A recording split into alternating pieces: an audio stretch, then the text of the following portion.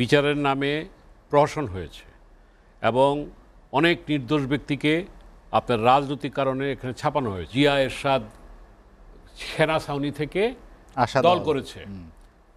এই আর্মি যেটা সে বলছে মুক্তিযুদ্ধে গড়ে ওঠা সেনাবাহিনী, এই আর্মি আজকে আমাদের শহীদ রাষ্ট্রপতি জিয়াউর রহমান সে কিন্তু বলেছিল যে on behalf of the great leader Bangabandhu Sheikh Mujibur Rahman I major Zia do hereby the declare of the independence of Bangladesh. আসেন আমরা ঐক্যের সোপান গড়ে তুলি এবং এই ছাত্রদের যে আকাঙ্ক্ষা, এদের আকাঙ্ক্ষাটা বাস্তবায়ন করি। আমরা যেটি শিরোনাম রেখেছি দায় কার আসলে?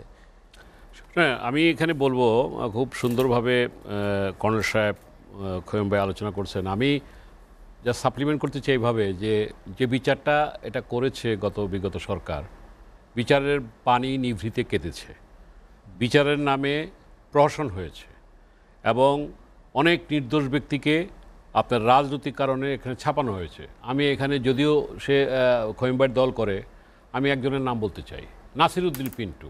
আমি যেহেতু একটা ছাত্র সংগঠনের ছাত্র দলের প্রেসিডেন্ট ছিলাম, আমার খুব কাছের একজন সহকর্মী, আমি সেই ব্যক্তিগত আবেগ ইমোশন থেকে বলতে চাই, সে জেলখানায় মারা গেল এই বিচারে তাকে করে, সে কিন্তু জেলখানায় থেকে মৃত্যুবরণ করেছে। তো সুতরাং ইলিয়াসের কথা, হ্যাঁ, ইলিয়াস তো ওইটা গুমের, ওটা আসতেছি পরে। আমি এই ইয়ের সাথে রিলেটেড, বিডিআরের রিলেটেড সাথে বলতেছি যে অকারণে এরকম অনেককে ফাঁসানো হয়েছে এবং আজকে সাবেক প্রধানমন্ত্রী উনি পালিয়ে গেছেন, এরপরে এই কথাগুলি কিন্তু এখন জোরালো হচ্ছে, যেটা উনি বললেন যে ক্লিয়ার হওয়া দরকার কি হয়েছিল। উনি যেমন একজন ফেস করেছেন, যারা ফেস করে নাই, মিডিয়াতে আসে নাই, তাদের বলা দরকার জাতির কাছে কী ছিল এবং তদন্তটা, যে কারণে আমি এর আগেবার বললাম এখনকার যে উপদেষ্টা কি নাম জাহাঙ্গীর আলম চৌধুরী, হ্যাঁ, উনি এখন স্বরাষ্ট্র উপদেষ্টা, উনি কিন্তু এখন এটা এই প্যান্ডোরাম বক্স ওপেন করতে পারেন। যাই হোক, আমি শর্ট করে আনি কথাটা, যেহেতু সময় নাই। আমার কথা হচ্ছে যে এখন সত্যটা বলার সময় এসছে। আমি একটা কথা বলতে চাই যে আপনারা এইখানে বিএনপি থাকতো, আমরা জাতীয় পার্টি থাকতাম, আওয়ামী লীগের একজন থাকতো, আমাদেরকে বলতো জিয়া এরশাদ সেনা ছাউনি থেকে দল করেছে।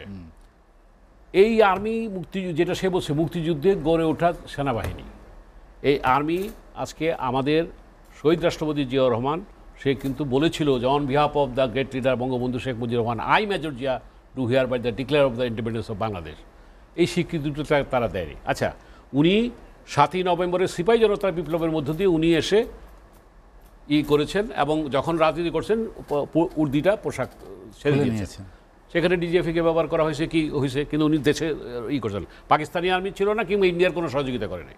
এর সাথে যেভাবেই হোক তর্ক আছে যে জিয়ার আমলীগাররা কিংবা বিরোধী দল তর্ক করবে, এর সাথে ক্ষমতা গ্রহণ নিয়ে তর্ক আছে, কিন্তু তারপর উনি দল করেছেন আর্মির নিয়ে।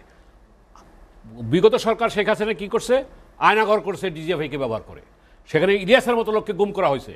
আমরা দেখেছি এই ডিজিএফকে ব্যবহার করে জনগণের মুখোমুখি দাঁড়া করা হয়েছে। আমি আজকে আপনার এখান থেকে সেনাপ্রধানকে আমি অভিনন্দন জানাতে চাই। এই ছাত্র জনতা গণ অভ্যুত্থানে সে যেভাবে সে সাবেক প্রধানমন্ত্রীকে বলছে সরি ম্যাডাম, আমি কিন্তু আমার আর্মি কিন্তু এই জনগণের মুখোমুখি এভাবে দাঁড়াতে পারে না।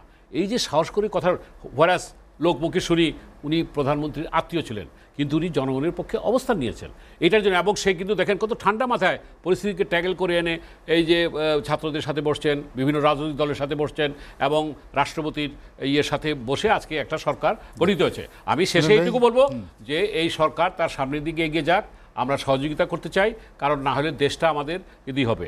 আমি শেষে এইটুকু বলবো যে আমার মনে হয় যে এই বর্তমান রাষ্ট্রপতি, যেহেতু সংবিধানের কথা আমি বললাম, সংবিধান অনুযায়ী চলছে না, বর্তমান রাষ্ট্রপতিও আজকে সময়ের দাবি তার পরিবর্তন হওয়া দরকার এবং সেখানে ডক্টর ইউনূসকে সেই দায়িত্বটা নেওয়া উচিত। জাতীয় পার্টিরও বিচার হওয়া উচিত। না, উনি ঠিক বলেছেন, আমি তার সাথে দ্বিমত না। জাতীয় পার্টি যারা সুবিধা ভোগ করেছে, যেমন আমি জাতীয় পার্টি করি, আর আমি বলে জাতীয় পার্টিকে ভাঙা হয়েছে এই স্বৈরাচারী সরকারই ভাঙছে। এবং আমরা আজকে, আমি নিজেরটা আজকে নিয়ে বলা উচিত না, আজকে কোনো সুবিধা বলেন, এমপি ইলেকশনে অংশগ্রহণ বলেন, আমরা তো করি না, আমার মতো অনেকে আছে। দেখো, আমি কথা হলো যারা সুবিধা গ্রহণ করেছে, যারা জাতীয় পার্টিতে কিন্তু অনেকে আছে, কেউ 14 দলের সাথে ছিল, জাতীয় পার্টি আবার বিএনপির সাথে একটা অংশ আছে, জাতীয় পার্টি আবার আমাদের একটা অংশ আছে, হ্যাঁ। সুতরাং এখানে আছে, এখানে জাতীয় পার্টি যারা জড়িত ছিল, এবং আরও বলি আপনাকে, আমরা কাজী ফিরোজ রশিদের নেতৃত্বে এই আন্দোলনকে সমর্থন দিয়েছিলাম, আমরা সেখানে তাদের পাশে দাঁড়িয়েছিলাম, পানি খাওয়াইছি, এটা তো রেকর্ডে প্রমাণই আছে। আমি সেইটা বলতে চাই যে মানবিক রাষ্ট্রের পরিবর্তে যে দানবিক রাষ্ট্র সৃষ্টি হয়েছিল, যে গণতান্ত্রিক কাঠামোর পরিবর্তে একটা স্বৈরাচারী ফ্যাসিস্ট কাঠামো তৈরি হয়েছিল, এবং বৈষম্যহীন সমাজ গঠনের পরিবর্তে যেখানে আমরা এখানে ভুয়া মুক্তিযোদ্ধা কোটার মাধ্যমে যে একটা ব্যবস্থা তৈরি হয়েছিল, এটার অবসানের মধ্য দিয়ে আমরা চাই আজকে একটা ঐক্য। এখন একটা জিনিসকে এই দেখেন, এই আন্দোলনকে বিএনপি সমর্থন করেছে, জামাত সহ অন্যান্য দল সমর্থন করেছে, আমাদের অংশটা সমর্থন করেছে। যারাই সমর্থন করছে, এখানে আমাদের মধ্যেও যারা করেছে, 14 দলের যারা ছিল, যারা করেছে, তাদের বিজয় উচিত। আমি শেষে বলবো, আসেন আমরা ঐক্যের সোপান গড়ে তুলি এবং এই ছাত্রদের যে আকাঙ্ক্ষা, এদের আকাঙ্ক্ষাটা বাস্তবায়ন করি।